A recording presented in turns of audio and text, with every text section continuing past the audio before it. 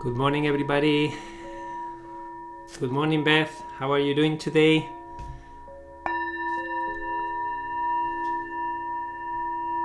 Thank you for joining this session. Hi, Naomi from Southern California. I bet you it's sunny there. Is it? So cloudy here. Good morning from Santa Fe. Okay, how are you? Beth, I'm doing good. Oh, it's cloudy there too, Naomi. Okay, I feel better now. We are going on a camping adventure next week. Well, tomorrow actually, but we're gonna be going until Wednesday. And I look at the rain, at the weather forecast, and it shows rain every single day. So we are packing lots of activities to do indoors, just in case. Good morning from Western Canada. Hi, Trish. You love rain. I guess it's nice. I love rain, but if I have to hike for like 5 hours in the rain, I don't know if I love it, but I'll do the best out of it. So allow yourself to take a few deep breaths.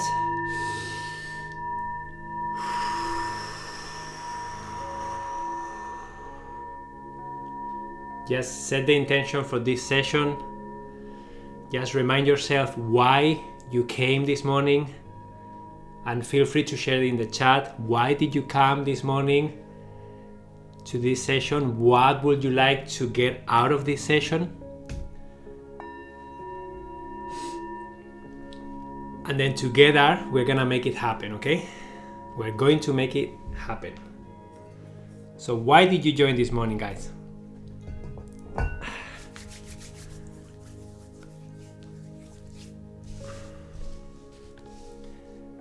Good morning, Sue. How are you doing? Yeah, I felt inspired to do this session because I have been doing some work on myself with my therapist, and my wife Samantha has also been doing some work with herself. And I did learn quite a few things, and I became aware of a lot of stuff around my triggers and how I react to things. And I know that this is a reality for everybody, right? We all have triggers. We all have buttons that when someone pushes them, you just react, right? How to control my emotional triggers. Thank you, Trish. How many of you have buttons that when they are pressed, you explode? And sometimes you don't even know why, right? You just get in this state, emotional state, that you just think, what happened? Like, why am I feeling this way, right? Why am I running away? Or why do I have this huge knot in my stomach? Or why can't I almost breathe? Because I'm like, you know what I mean? How you run, just have a lot of them too. So guys, are you willing to share any of them? So what is an emotional trigger for you? And I'm gonna share some of mine so that we can work through them, and then we can see how to move forward, right? For those of you who are new here, I don't know if there are any new people in this live, but my name is Emilio Jose Garcia, and I love doing lives on topics around intentional living. So my mission in life is making intentional living simple, fun, and available to every person on the planet, okay? So Susan says, I am doing my first ketamine treatment today to help alleviate the anxiety and the PTSD and the triggers and find some peace. Wish me luck, and I am very happy to be with you all this morning. Susan, amazing. I'm honoring you for doing such hard work, because it is difficult to do this work. I'm not going to lie. You are going to be facing lots of stuff. You're going to be unpacking things that most likely are going to be emotional. They're going to trigger you in so many different ways that you still don't understand. And this is the secret of this is what we're trying to cover today, okay? We're going to try and find tools to start digging deeper in a way that doesn't create so much anxiety that you just get blocked, right? Yeah, wishing you all the best, Susan. And you are ready. Of course you are ready. You are here and you took steps to take that treatment. You are ready. And let me tell you that when you are ready, Susan, you will be able to change whatever you are facing, because you are going to be willing to look at what happened, willing to understand it, willing to forgive, willing to do whatever it takes for you to let go of that energy blockage that you are facing, that burden that you are carrying with you, right? And this is all of us, guys. We are carrying so much stuff, so many beliefs, so many experiences in our backs, and sometimes it feels so heavy that we can barely walk, right? It's just so much, right? So it's so nice sometimes to let go of stuff and then just feel a little bit lighter, a little bit like it just is such a relief, okay? So guys, what are some of the triggers that you are facing right now? Just feel free to share some in the comments, okay? Trigger: when my family treats me like little girl and is pointing to all my weak habits. Christine, amazing, thank you for sharing, and that's a big one for me. That's a huge one for me. And you will see why. Because when I share, you will see that the root of some of my problems, it's because of that specific thing that you are saying. Someone pointing at me only what I did wrong, never praising what I did right. And it's not because they were mean, it's because that's what they believe was the best for me. They believe that by doing that, they will helping me grow. They were helping me become a better person. So they did believe that. They didn't do it intentionally to hurt me.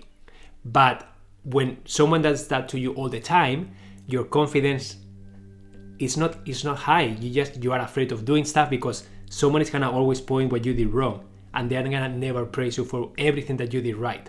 They are not gonna let you fail. They are not going to allow you to have space and time to learn at your pace, right? So big one, thank you.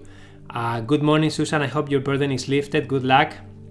When my husband doesn't want to stay present in our relationship, then I lose my presence too. Thank you, Sarah, for sharing that. My little brother knows this trigger. Thank you, Christine. Susan, sending you so much love. Trigger. So Marisa says, blaming me for things I am not responsible for. So you are blaming yourself for things that you are not responsible for. Good one. So guys, when you start feeling these triggers, like what's going on? How do you change in your body? Like how do you change? Feeling as if I'm not being listened to. Beth, thank you for sharing. Do you find, guys, when you are triggered, do you find yourself getting lost? Do you find yourself losing control? Or can you observe the trigger from a neutral place and understand it? So tension in my body. I feel my chest tightening, okay? Trigger interrupting me in mid-story as if I weren't speaking. Thank you, Catherine. And what happens when you feel that trigger? Do you lose control and just get like a tantrum? Or do you just like shut down? Hi, Nati, good morning. Naomi says, I react instead of stepping back to respond calmly. Thank you, Naomi. I think we all do that sometimes, and it's just my throat closes. Yes, lost control in the past, cried a lot, but now learn a lot on Inside Timer. Amazing, Christine. Deep sadness, self-neglect, and withdraw. Trigger, being ignored when I am speaking. Claire, being ignored by who? Do you have a specific person or is just in general? Deep sadness and self-neglect, yeah, withdraw. That's great, guys. So you guys are becoming very aware of what's going on. And that's one of the first steps, right? I just want to share with you some of the things that I withdraw to. You will see that that's a pattern. So this is an exercise that I did with my therapist. It's called the polyvagal theory, and it's the window of tolerance that we all have to experiences, right? Beth says, since I have been meditating, I can step back a bit more, but sometimes I'm still very reactive. Thank you so much for sharing that, Beth. That's so true. And I think we all feel that way. Sometimes we have the capacity to slow down, calm, and then stay neutral and then observe what's going on in our bodies. But sometimes we just get into the emotion. We get carried into that emotion.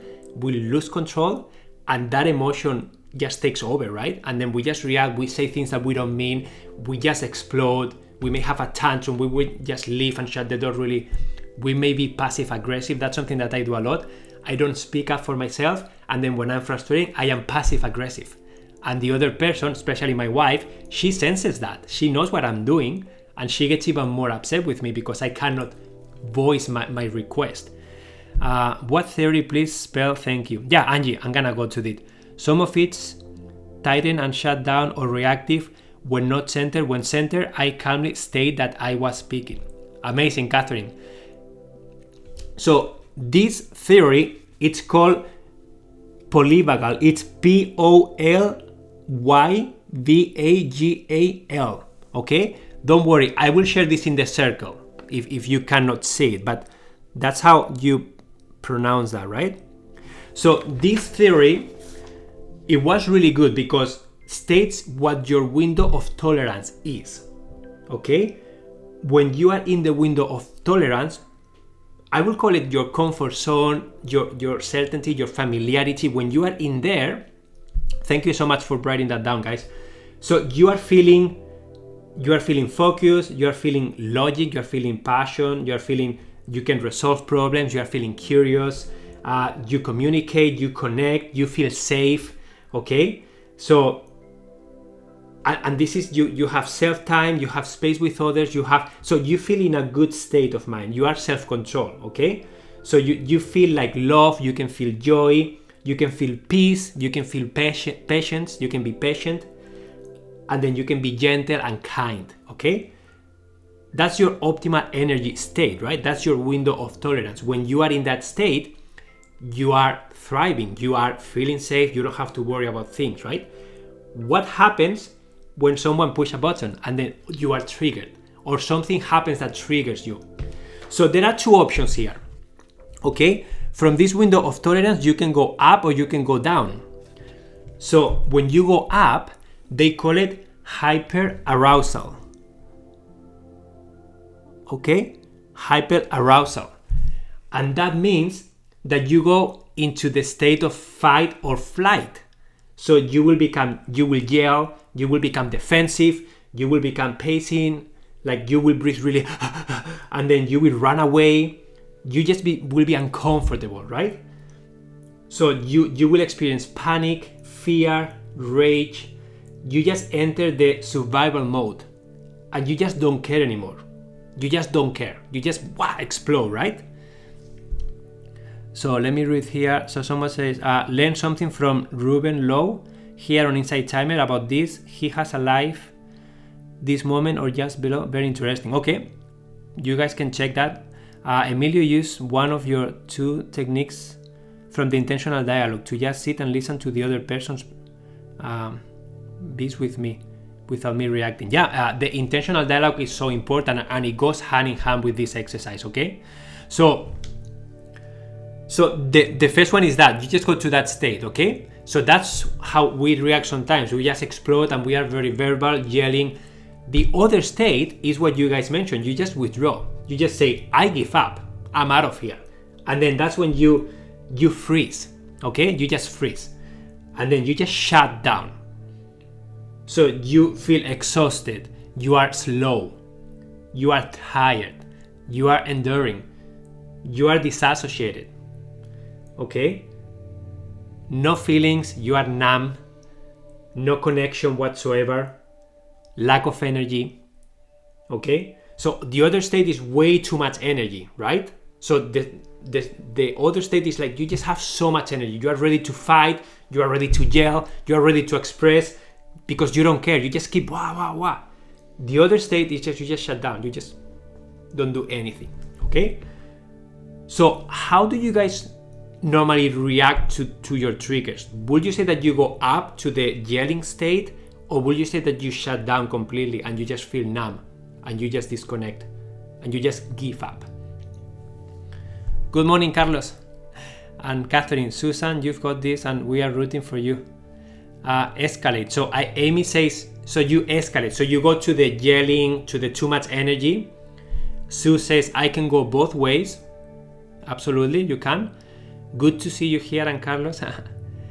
I go up to yelling, okay? Angie says, I shut down. I often go into hyperarousal, then go to a freeze state. So you have a cycle. First you explode and then you just withdraw, shut down. So as you guys see, it's okay to go either way. What's important is to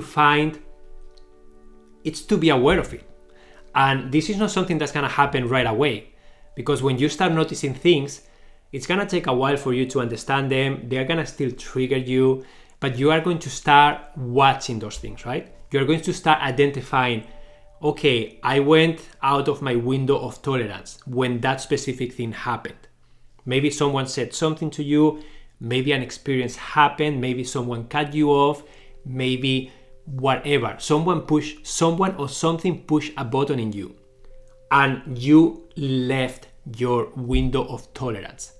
Meaning you either escalated and started yelling and feeling like aggressive, or you went down to like, I give up, I shut completely down and I don't care and I don't communicate. So you go to either of those ways, right? So the first step is to identify those triggers. And I have some examples. One example, when I did this exercise with my therapist, I had the inspiration of, she inspired me to find my triggers, right? And then she said, Emilio, what's triggering you? Okay. So I kept track for it for a week. Okay. And then I started writing that things down. For example, at that session, I was concentrating in a very specific situation. That is a situation with my daughter, with eating, with mess, situation with my wife in that scenario, right? So what was coming up for me, the triggers for me were the mess. Like when Eva, with my daughter is eating, and if she makes a mess, that triggers me, okay? Eva yelling and pushing me away. She's in the state that sometimes she doesn't want to see Papi, right? And sometimes it's my time to get her out of bed and get her ready, and she just rejects me. Like, no Papi, no Papi, no Papi, go away. That sometimes triggers me. Sometimes I can take it and I'm patient and I find a way. Sometimes it triggers me, okay? Eva choosing mom.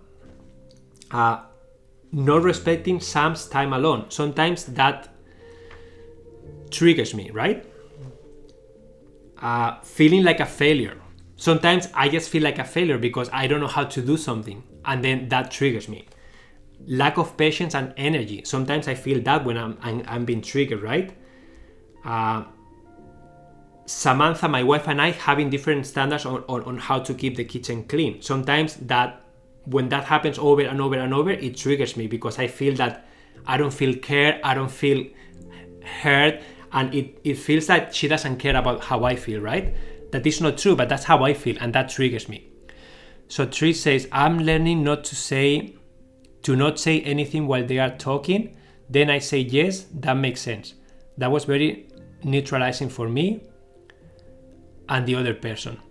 Yeah, Trish, that's great. When you are doing unintentional dialogue and you are listening to someone, it is not your job to fix, to give advice, to give your opinion, it's nothing about you. It's all about them. And it's so true. Those words, that makes sense. And is there more?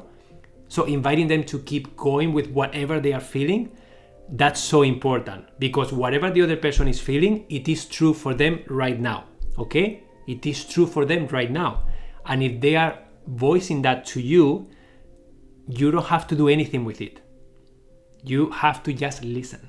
Just create a container for them to be able to express themselves, okay? So thank you so much, Trish, for saying that. Linda says, escalate, giving my husband more reason to tell me it's all my fault. Okay, Emilio, your soul is so clearly loving with your vulnerability with us. Thank you. You are welcome, Amy. I find easier to do sessions like this when I'm speaking from my own experience. If I'm not speaking from my own experience, I have a hard time letting things flow. So it's kind of selfish from my side to always choose something that I am familiar with, because otherwise I will be just talking from my head and I will not be able to really communicate how I feel or what I want to do, right? And sometimes I find that these sessions flow really well, and they do because I don't have a structure, I'm not controlling everything, I'm just letting things flow, but I'm comfortable with it because I have done it, right? Because it's my experience. So it doesn't matter what angle I choose to speak from. So, and then another trigger for me was finances, right? Especially buying a home, because we want to move to a different home, and I have so many limiting beliefs around that. So that really triggers me. And that's probably one of the main triggers that I have right now that I'm working through, because I think there are a lot of things going on all at once. Okay, so once you identify the triggers, that you guys share some of you, okay, once you identify the triggers that you are experiencing, then what do you think we can do next? What do you think we can do next to move forward with those triggers?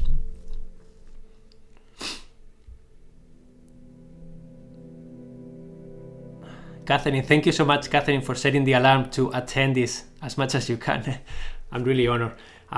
Share with my fiancé. Okay, so Amy says, I share with my fiancé. Okay, work on limiting beliefs around those triggers. Amazing, Claire. Breathe. Pause. I have heard that waiting and not responding, reacting right away. Brenda, amazing. Leave the situation. And everything is perfect, guys. Same, Brenda. So all these examples are beautiful and perfect, because we all will need different things. And this is why this session is so important, because say time out, because all of us have different ways of approaching things, right? And every trigger is gonna affect us in a different way too, intensity-wise, and then location-wise, people involved. Everything is gonna be very different. And then sometimes it's gonna be easier for you to talk about it. Sometimes it's gonna be too much that you just need time. So you just need to kind of like have a timeout and then connect with yourself. Maybe breathe. Breathing is so important. We should always breathe. Doesn't matter what we are doing. And I forget to breathe so many times. And I just tell myself, here it is Emilio diving again, because it's like I'm diving and then I keep doing something and then it's like, oh, Emilio, breathe. Emilio, breathe. You can breathe. You are not underwater, right? Writing a therapy email, but not sending, and then rewriting it from a less emotional standpoint. Amazing, Julia. I love that. And with my wife, sometimes we write each other letters. First, because she loves receiving something written by me. And second, because sometimes we are in such an emotional state that it's too much, too intense for us to talk face to face.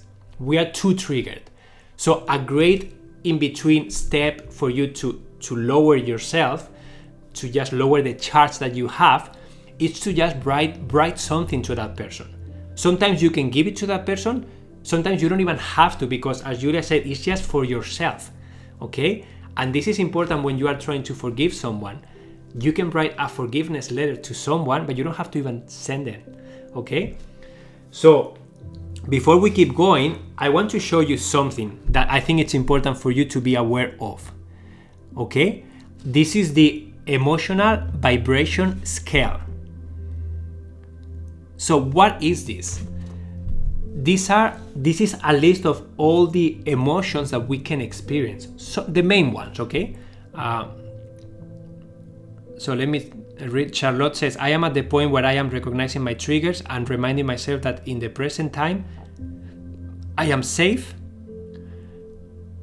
I do self-care afterwards to calm myself down. Amazing, Charlotte. Beautiful. Susan says, it is hard to take a time out when you are in an elevated state. Try to slow down the train of agitation before it leaves the station. That's amazing, Susan. And that's what I'm about to share here, okay? I downloaded this online. Can you post this one though? Yeah, love that. Yeah, so I will share this in the circle, okay? But this is the emotional vibrational scale. And we are going to talk about this in the next session next week, because this is related to the law of attraction and our energy. Just try to stay on high energy, high vibration. But basically, this states that we have a neutral state, that this will be your window of tolerance, okay? This is when you are feeling calm, safe, relaxed. But then you may go up feeling like you can feel contentment, hopefulness, optimism, positive expectation, enthusiasm, passion. And the first one is joy, love, freedom, appreciation, knowledge, and empowerment. Okay, so that will be on the top of the positive emotions. And then from the neutral below, you have, I start from this to the bottom. Okay, so you may feel bored, pessimism, frustration, impatience, irritation, overwhelm, disappointment, doubt, worry, blame, discouragement, anger, revenge, hatred, rage, jealousy, insecurity, guilt, unworthiness. So I'm not good enough, I don't deserve this. And then fear, grief, depression, powerlessness, and victim state. Okay, so some people here were saying, when you are feeling somewhere here, you can't just do this and come here. It doesn't work like that.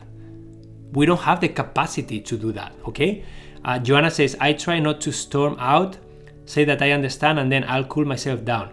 After that, even if it takes some days, I talk about the same thing, knowing that it will lead me to something constructive.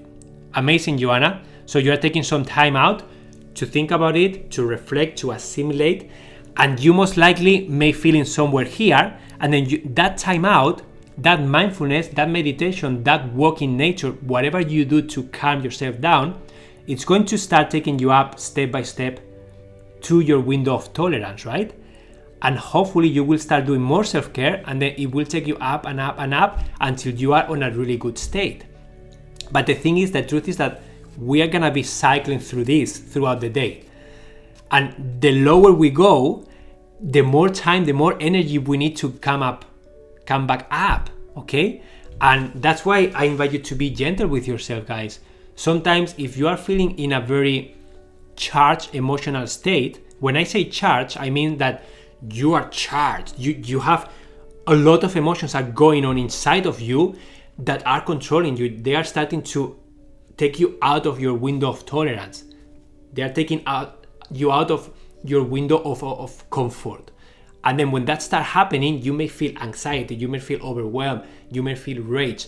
And then you have to find tools to bring you down to that neutral state, okay? And then from that neutral state, you can then maybe do some gratefulness, maybe you can start being hopeful, start being optimistic, and then that's gonna climb you up to hopefully get to the top, that is joy, love, freedom, appreciation, etc., right? So Catherine says, when my twins were very small, when their arms struck a nerve, I will remind myself they won't be this age, behave like this forever. Maybe one day I might even be nostalgic about this childhood behavior. Catherine, I love that. And you know what my wife did? And it's so helpful. This is what she did. I don't know if you guys can see it. This is my daughter. Okay? So she put these photos beside her high chair where she eats. And then she invites me to look at them to just remind myself, like, my daughter is not even 3 years old. She's already eating by herself. She's using the spoon, she's using the fork. She's just learning. So Emilio, why are you so concerned about mess, right? And then when I look at these things, I just can't be upset. I just can't, because I'm looking at her, it's like, she's such a cutie, she's such a little thing that is learning. Why am I here pointing at her when she has a drop in her shirt? You know what I mean? Like, it doesn't make any sense. So I also have this that I look at a lot of times, right? When I'm upset with my wife or when I'm upset with myself, I look at my family photo and I think, yeah, how lucky I am, So this is the next step, guys. When you have someone said, like, so what happens when you identify the beliefs? When you identify the triggers, thank you.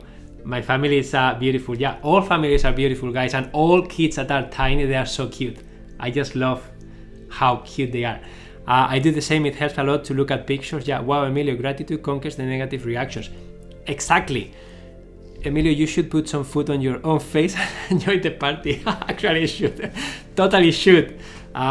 So this is what I did, and this is another real situation that I faced, okay? So I took my daughter to art classes. I enrolled her in art classes.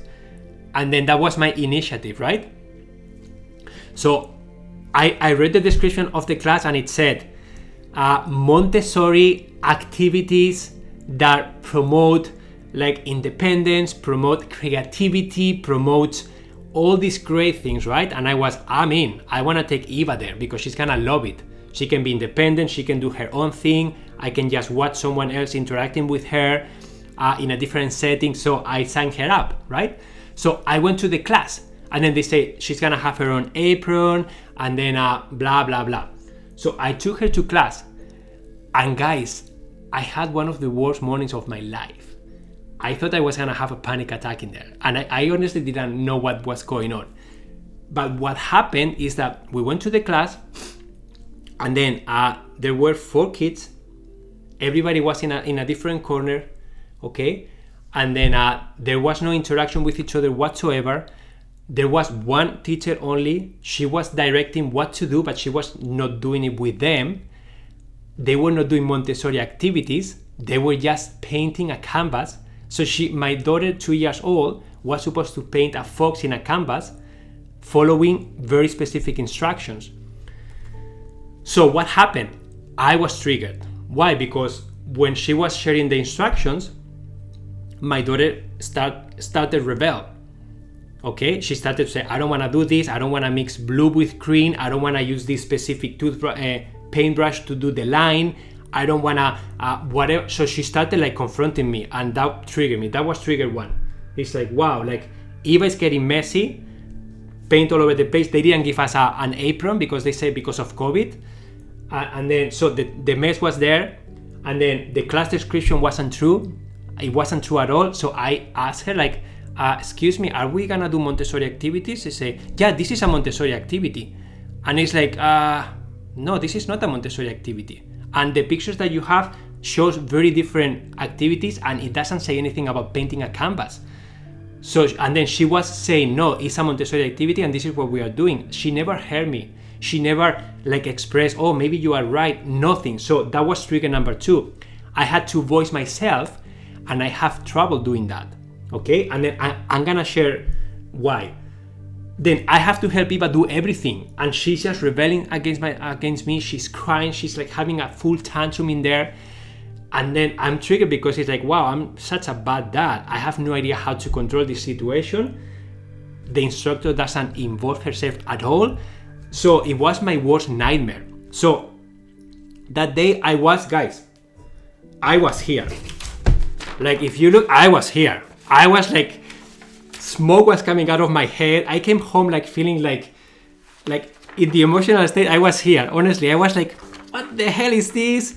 So I was very agitated, right? Way like too much. But then I remind myself, okay, Emilio, even if this is not what I thought, it's still a good experience for Eva. And this is clearly a good learning opportunity for myself. There is so much that I can learn from this. So I took the time to do the exercise, right? Okay, what were the triggers? And this is what I invite you to guys do. State clearly what the triggers are. In my case, 1, 2, 3, I had 4 triggers right away happening at the same time. And if I think about it, mostly there are probably more than that, okay? I am 54 and I will not have liked that a 2 that was a lot for her. Yeah, of course. And guys, we all have mistakes. But you have to like at least listen to the person, right? I was voicing something that makes sense, but I wasn't feeling heard. So again, I was in that state because 4 different things were being triggered at the same time. That's why I was like in this, it took me the whole day to kind of cool down, right? And at the end of the day, at nighttime, I started to feel, okay, I think I'm starting to be inside of my window of tolerance, but I've been out the whole day because I was so agitated.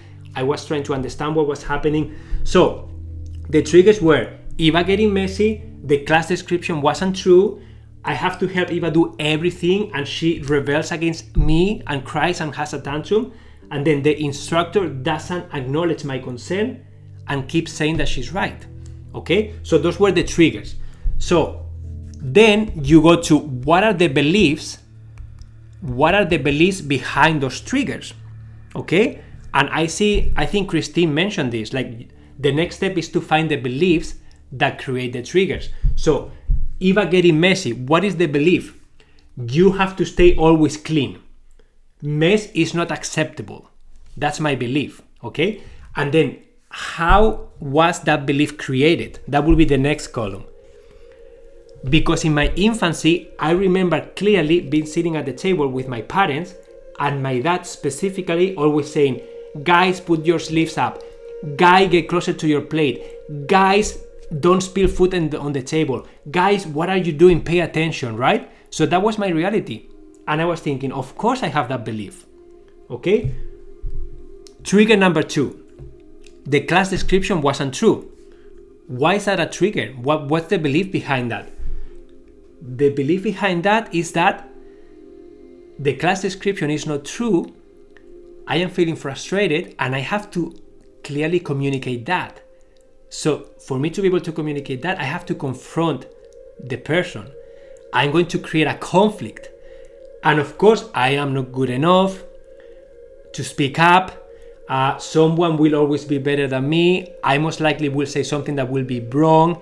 So that's the belief in my head, right? That's why I couldn't speak up right away there.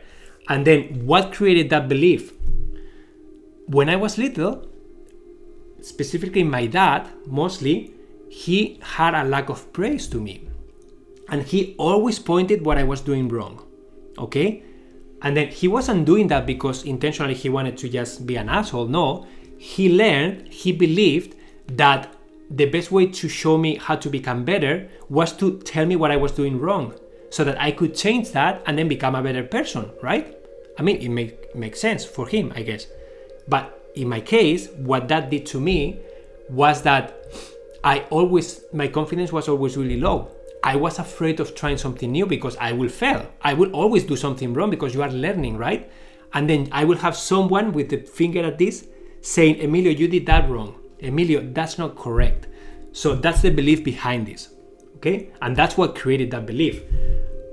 The other trigger, I have to help Eva do everything and she rebels against me, okay? She cries, she screams, she puts me in a very delicate situation. So my belief is I'm not good enough, I'm not a good dad, I should always know what to do, and then I should always be perfect. So this is not acceptable. I should have an answer for this, right? That's the belief I have. And then what created that belief? The same thing, kind of fear of failing, always being reminded of what I was doing wrong, always I always made a mistake when I was doing something new. So I always was wrong. So that caused that belief to be created. I'm not good enough. I will never be able to do this right, but it has to be perfect from the first time I try. Okay? And then the last one, the instructor doesn't acknowledge my concern. So the belief behind that was, you are not good enough to complain. Okay? You may be wrong, and they may feel hurt by what you are saying. So we don't hurt people. We don't say something to people that it may cause conflict. And that comes from my mom, because my mom always avoided conflict. And my dad always had the energy, always made the decisions, always so the belief was created because lack of leadership from my side, fear of communication clearly because I may be wrong, and then I always saw my mom avoiding conflict, so we have to avoid conflict. Okay, so that's how I did this exercise. What's coming up for you guys after me sharing all of this?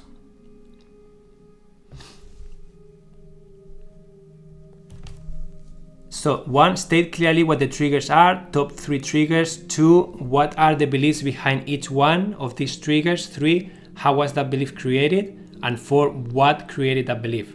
Thank you, Amy. Yeah, that's correct. So you can relate. So now you have to do this exercise, right? And then I really invite you to do the exercise. And then once you have the trigger, you have the belief, and you know how that belief was created, then it's time to change it. How do you change it? How can you change a belief? Anyone has ideas? Anyone has done it before? I would love to read from you first before I share how I do it, because there are 1,000 ways of doing this. But I would like to know how you guys are doing it. Great insight on defining how it was created, taking a step back. I feel the same way, Emilio. I am my own worst critic. Thank you, Charlotte. Shadow work. Can you, Lani, explain what shadow work is for people? Replace the old limiting beliefs with a new one placed on your values. Yes, thanks for sharing that example. EFT. I just write the exact opposite of the belief. Change belief by looking for contrary evidence. Affirmations. Great, guys, you already know a lot of stuff, right? I will add here a huge one. What do you think is a huge one to be able to let go of the belief, let go of the energy around that belief, and be able to move forward? What would you say you have to do the most? Especially when there is a person involved, like your dad or your mom. Take a breath for me. Forgiveness. Absolutely. Forgiveness. Why?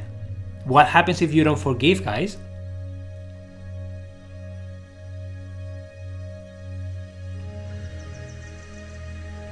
If you cannot forgive, that person is always going to have control over you. And I wouldn't say the person, I would say what happened, that past experience, it's always going to be controlling you because you were not able to change the belief that came from that experience. Yes, start working on accepting the parts of yourself that you haven't fully embraced.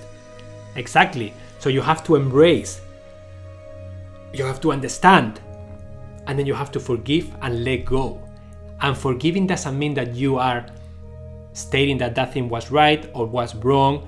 You are not supporting the person who did it. You are not doing anything else with it because it no longer serves you. It's in the past. Okay? It no longer serves you. You cannot change it. What happened, happened. Yeah, we stay locked in resentment. Absolutely. Cancel. You hold on to the feelings around the past experience. Absolutely, Claire. And when you do that, where are you normally on your window of tolerance when you are feeling that way? When you have so much resentment, are you here? Or would you say that you are always going back and forth from up and down, right? And when you are feeling resentment, where are you on the vibrational emotional scale? Okay? Are you in passion? Are you in optimism? Are you on hopefulness, contentment, joy? Or are you on pessimism? Are you frustration? Are you worry, blame? Are you anger? Are you revenge? So those revenge is down here, guys. So when you are not able to forgive, you are going to stay here all the time. And then when you are here all the time, how easy it is for you to tap into these things? How easy it is for you to tap into joy, into passion, into flow? How easy? How much work you have to do to go from here all the way here, and then go down here, and then work your way up, doing meditation, go inside time and life sessions, and then hopefully you start tapping into this, and then all of a sudden you tap into that resentment again, boom, and you come down here again, like this. That's why it's so important to change, to do the shadow work, to do the introspection and really look at your beliefs, okay? So I want to share with you an exercise that my wife did with the same therapist, okay? We share therapist. And I did my window of tolerance, and then my wife took it one step deeper. And this is about the forgiveness, okay? And this is about understanding how we perceive the world and how we react to the emotions. So the exercise was about doing this. There are 1, 2, 3, 4, 5, 6, 7, 8, 9, 10. There are like 10 basic emotions, right? So there is joy, there is love, there is pride, calm, sad, mad, confront, fear, embarrassment, disappointment, and anxiety. Okay? So these are the emotions that the therapist invited my wife, and she went to do errands. I invited her to come and speak to you guys about this experience, but she's not here. So I'm gonna do it for her. But basically, she had to take these 11 experiences and then ask herself, how do I express these emotions? Okay? And then, for example, joy. She says, I smile, grandchildren line up. So she has to try to remember how she was like perceiving that emotion in her infancy and how she does it, how she expresses that emotion. And the word that is the most interesting one is that she had to do this with her mom and her dad. So she did this work with her mom, and then she started asking her questions about her infancy, her childhood. And then she was asking her, Mom, how did your mom and your dad like express joy to you? How did your mom and your dad express love to you? How did your mom and your dad express fear to you? And then she had to respond. Like, for example, fear.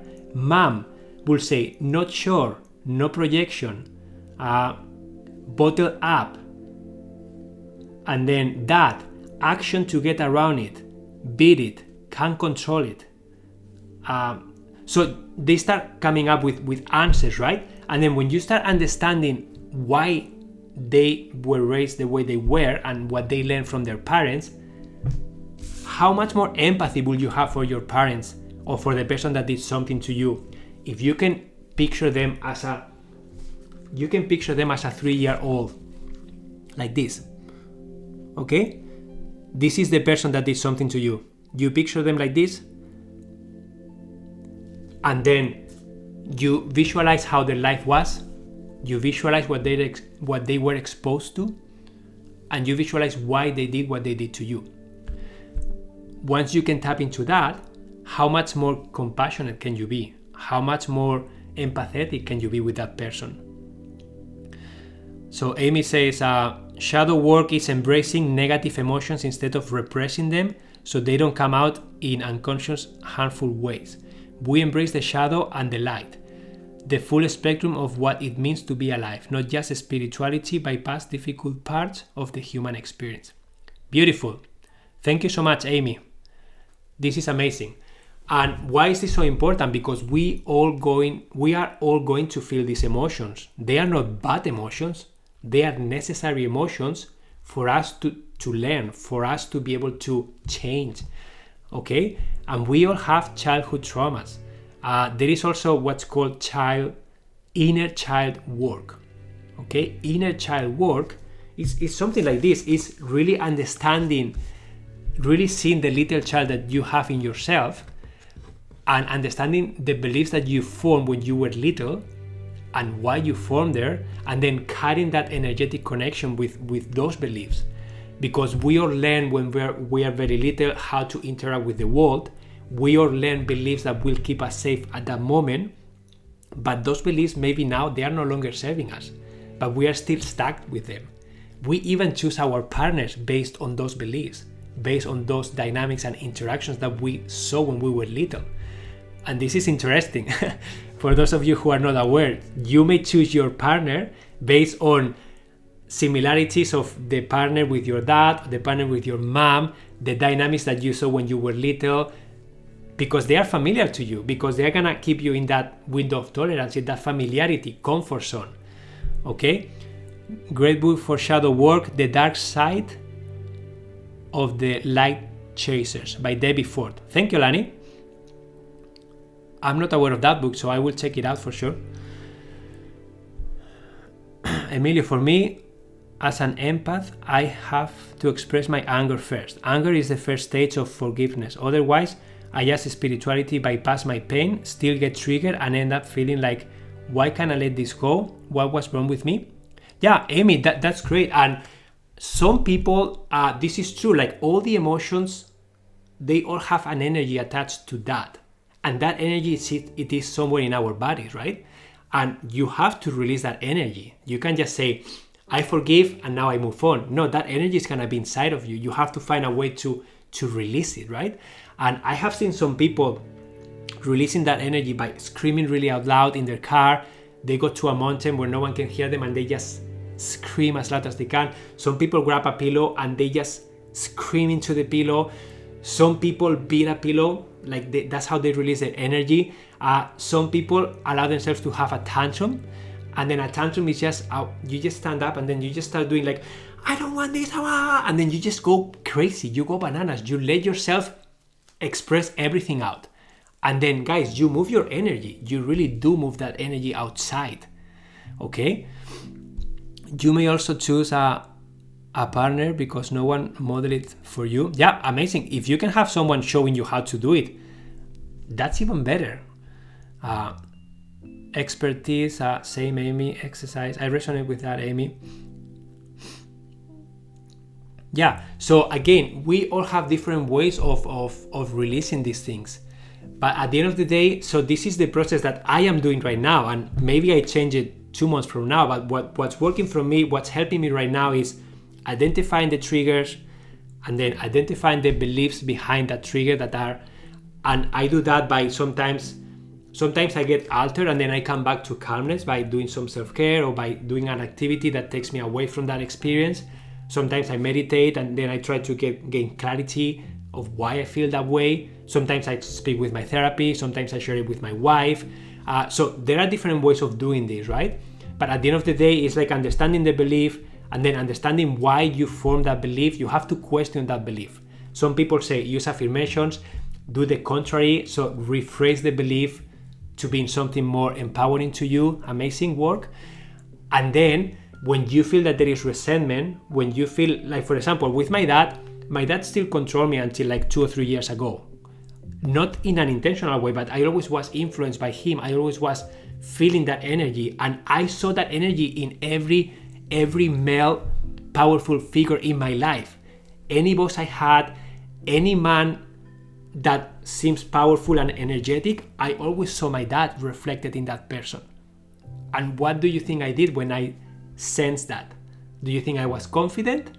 Or do you think I was just the little 3-year-old Emilio? I will just retract myself. I will be afraid of speaking up.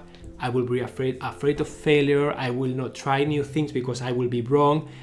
You know what I mean? Like all this stuff came up with every single person that represented my dad's figure in my life. Okay? So when that happens, you have to find a way to cut that connection. You have to find a way to, like, as Claire was saying, or Amy, like, release that. And I was able to do that thank you to a friend that he did an energy releasing session with me. And basically he had me voice out what I wanted from my dad. He took me back to when I was little and then took me back to situations where my dad was doing something that created those beliefs. And then he had me tell him what I wanted. And then he had me like tell my own inner child what I would like to hear, what I would have liked to hear at that point, right? And then I just took over that role. It's not my dad's figure anymore controlling me, it's myself controlling my inner child and creating new beliefs for myself. So I hope this helps you guys. I don't know, I've done that in the workplace before. I realized one day that I reacted to my boss like I did with my dad, embarrassing. Yeah, Carol, this is normal for everybody. Don't feel embarrassed, please, because this is a reality for all of us. Some of us are aware of it, some of us are not aware of it.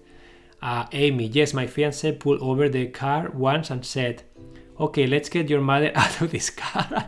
He pulled over and I screamed blood curdling screams. Another time he picked up a pillow off the couch and said, punch. Then he said, next time remind me to get a bigger pillow for you. Amazing, guys. I was in a workshop one time and then it was about inner child work. Okay, and this person showed how he releases energy, and he went to his bedroom, he grabbed a pillow, and he just kicked the hell out of that pillow, like saying like F words, like he went bananas. It was scary to watch him, and he said, if you are going to be triggered, don't watch this, but this is how I do it. He did it, and then it just feels so good. Okay, do whatever you have to do, guys, to move that energy. Just move it out of your body, and movement is something that really helps. Fear and abandonment from that, leaving the family, now have to be there for myself. Thank you, Christine, for sharing. Best workshop ever because Emilio is sharing personal and relatable experiences. Thank you, Susan. So this is what I have for you guys today. I would like to give a shout out to this book that I was reading. Again, I'm pretty sure that you guys are familiar with Louise Hay. Amy, sounds like your fiancé connects to you beautifully, wonderful, yes. So I was reading this book, and then it's such a good reminder, and she's such a pioneer of this kind of work. But it's just guiding you through the process, right, of forgiveness, visualization, all the beliefs, and then at the end of the book, it shows you how to implement these things in every area of your life. And it's just such a wonderful reminder, right? And I remember when I was probably 13 years old or 12 years old, I don't know how I got a tape from her in Spanish. I was in Spain at that time, right? And I was listening every day to that tape, and it was like a meditation kind of like tape to take you to sleep. But I was introduced to her by that tape, and then I started reading other books, and then I started to connect with what she says, right? Like with the energy, with the emotions, with how our thinking, our inner talk can really change your life, because you are going to create something different by what you believe. What you believe, what you think about is what you are going to create, right? And we're going to be talking about that in the next session next week, about the law of attraction. We're going to learn how to maintain our vibration high, learn how to stay positive. But that doesn't mean that you have to forget about the shadow work, about the inner child work, about all the things that we have inside that we have to heal. Because Louise Hay says that you have to heal. And healing starts with your emotions. Because she believes, and I believe too, we all have the right of wellness.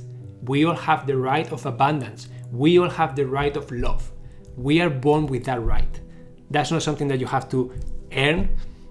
This is available for all of us. The only thing that we do, that our parents do, our society does, anything, we create barriers, we create resistance to receiving those things. It is sometimes us that we don't allow ourselves to be worth it, we don't allow ourselves to receive. Someone says, thank you for that, and we can't even take it. Guys, we can't even take it sometimes. Sometimes people say thank you to me and I can't take it. I don't say, oh, you are welcome, that's nice. No, I just change subjects because it feels uncomfortable. Okay? So guys, think about those things. I have done a lot of inner child work for the last 4 years in EMDR. The complex PTSD I work on is all from childhood trauma. It's such a huge reminder about how important it is that we work on ourselves so that we don't pass these traumas onto our children. Beautiful, Charlotte, so beautiful. And I just want you to remind that we are all victims of victims. Meaning, my dad, my mom wouldn't be able to show me something that they didn't see themselves. So if your parents didn't have the opportunity to learn how to express love, how to praise you, how to be mindful, stuff like that, it's because most likely they didn't have the opportunity to learn it from their parents, from their environment. And that's why the forgiveness piece is so much easier when you can understand that, when you can connect with that 3-year-old person raising themselves up in an environment that wasn't supportive, and then they trying their best to do what they know with the best that they have. Okay, so it's not justifying what they did, it's just understanding and some extra tools to help you forgive. Claire, Megan on Inside Timer did a great talk on polyvagal theory. Amazing. Wow, Amy, that's a great example of the subconscious at work. I was not here from the beginning, but the part I caught it was amazing. Thank you so much, Emilio. Thank you, Joanna. Megan is another great teacher. Amy, polyvagal theory is so interesting. I think I am familiar with Megan. I will check her out. I'm taking so many courses, guys, on Inside Timer. I'm loving it. And I did share some of them in the circle with you guys, some that I liked. But yeah, there are so many amazing teachers and so many amazing courses here. So guys, keep learning. Okay, we are almost on time, guys. Yeah, 60 minutes right now. Amazing. What's the last name? It's Megan. Oh, thank you, Megan Kirk. I will check her work. Chuck, amazing. I will check her work. Thank you so much. Guys, if you enjoy this session and you want to support me with a donation, just feel free to click somewhere here and donate.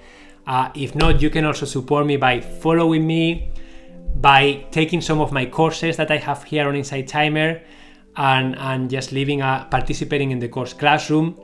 Okay, and just thank you for being here, guys. You create this space, you create this energy, and I just love being here with you. Next week I'm going to be away, but I will be live on Thursday. Okay, so I will skip the Tuesday class because where I'm going is camping and I don't have internet there. But I will share with you more information about this. Okay, and we're gonna be talking about a book that talks about strategies to help you keep your vibration high. Okay, get dirty. I will get dirty. We're gonna bring raining gear. And yeah, please join my circle if you haven't yet, Your Thriving Lifestyle, and then I will share a recording of this session, and you can access the recordings of the other sessions here too. I will share a link. Okay, Emilio, thank you so much for creating and holding this space, sharing for all of us. Thank you, Sammy. I love Life Coach Lori and Michael B. Thank you, Michael Bianco. I'll check it out. Michael Bianco. Can I come camping with you? I will feed Eva. Amy, come. She will love being with you. She loves being with other people. Okay, guys. Before I go, do you guys have any specific questions that you would like me to address before I leave?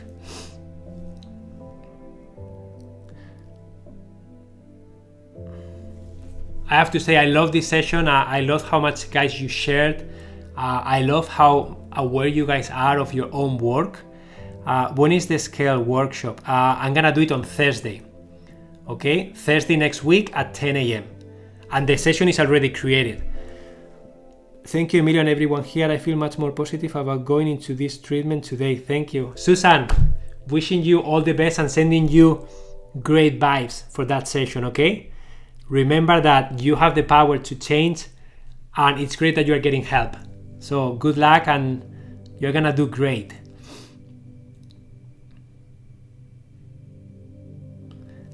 I'm grateful as always for your beautiful energy and teachings. Thank you, Emilio. Thank you, Nati. Okay, guys. Lovely positive energy. Thank you, Savannah. Have an amazing rest of your day. Whatever you are about to do, remember to set the intention. Becca, it is recorded, and I will share the recording in probably 20 minutes, okay? In the circle. So you will find the recording there. Okay, guys, have an amazing Thursday. Enjoy your weekend, and I will see you on Thursday at 10 a.m. for the next session, okay? Adios.